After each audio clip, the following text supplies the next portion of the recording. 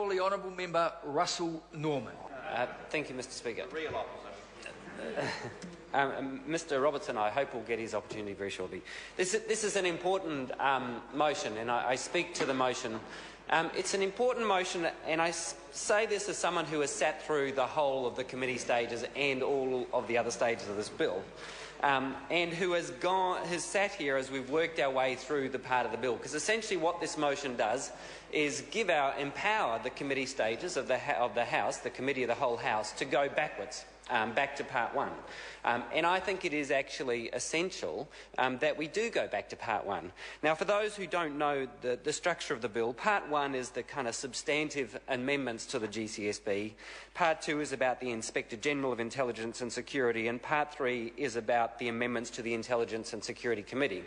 The Parliament is currently on Part 3. The Committee of the whole House is currently dealing with Part 3, which is, of course, in relation to the Intelligence and Security Committee.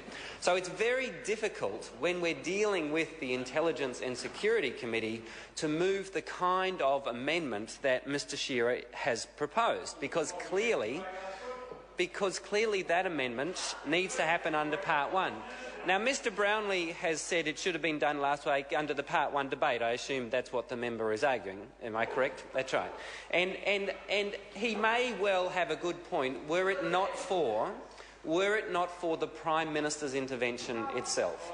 And the reason why this is significant is that the Minister in charge of the bill, the Prime Minister of New Zealand, has made some very large and controversial statements and assertions around what is the meaning of the legislation. And Mr Shearer's amendment, this SOP 331, is to try to put into black and white law those kind of assertions.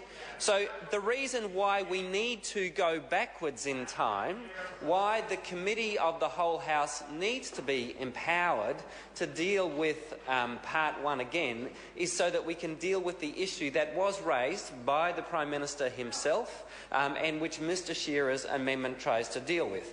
Now, in this debate, obviously it's very constrained to the procedural issues around the motion that's in front of us, and I appreciate that, Mr Speaker. But, of course, the reason why we're having to go through this procedural process is because the content of the amendment itself, SOP 331, cannot be considered under Part 3 of this bill, because simply if we tried to put this amendment, which I think is a legitimate amendment, into Part 3, it would clearly be in the wrong part of the bill. So it is, I believe, a perfectly reasonable procedural motion to say, let's go back to Part 1. There's probably an amendment there by Mr Shearer which most members of the House, I would hope, could agree with. The Prime Minister has told us the bill already means this, so I can't see what the possible problem is. Well, he's told us that it does mean it and it doesn't mean it. He's told us both things. But anyway, most of the members of the House surely can agree with the amendment that Mr Shearer is moving, which is essentially to put into black and white law the Prime Minister's interpretation of the Act. Now, there is an issue around interpretation, and this relates to the Interpretation Act itself. And the issue is this: will the Minister's speech in the third reading carry as much weight in front of a court as black and white law? That is the question.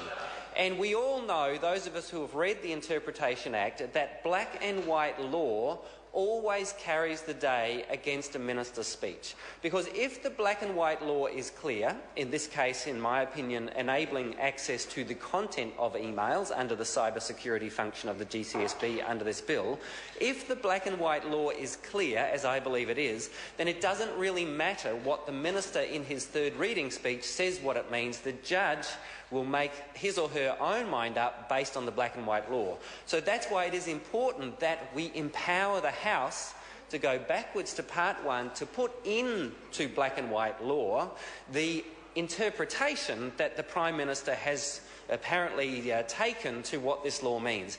And I cannot see why anyone would have a problem with that, given that it is the government's own position that the law already means this. Well, sometimes they say that it doesn't mean this, but put that to one side. Why anyone would have a problem with us empowering the House to consider Mr Shearer's amendment so that the black and white law can sync with the... I am not filibustering, Mr. This is a very simple procedural issue. It is great that the Honourable Dr Nick Smith accuses us of filibustering because we are attempting to put into the legislation the very point that the Prime Minister says that's what it means. Like, what exactly is the problem here? So, Mr Speaker, sorry, I shouldn't be responding to the provocative comments of Mr Smith over there. So what we're trying to do is simply do a procedural motion that would enable the Committee of the Whole House to put into black and white law the interpretation that the Prime Minister has introduced. Now, why time is very important in this, because it is all about time, the order in which things happen, is that the Prime Minister made these statements after the debate on Part 1 had already happened. And that is what is significant. If the Prime Minister had made this statement before Part 1, then the government would, I believe, have a legitimate gripe with us that why didn't we move this amendment when we had the Part 1 debate? That would be a legitimate criticism. But the Prime Minister made these statements after we had completed the debate on Part 1, and we cannot move this amendment in the current part we're on, which is Part 3. So if the Prime Minister had have made those comments, then I think Mr Brownlee would have a legitimate complaint. But Mr Brownlee, I'm afraid the Prime Minister made the comments after we had completed the Part 1 debate, and that is why it is a very reasonable proposal that the Labor Party are putting here for us to go back so that we can consider this clarification amendment because it has to be included within Part 1. So, Mr Speaker, that's why I think this is a reasonable motion and the Green Party will be supporting it. I call the Honourable Member Grant Robertson. Thank you, Mr Speaker. I rise to speak in support of Mr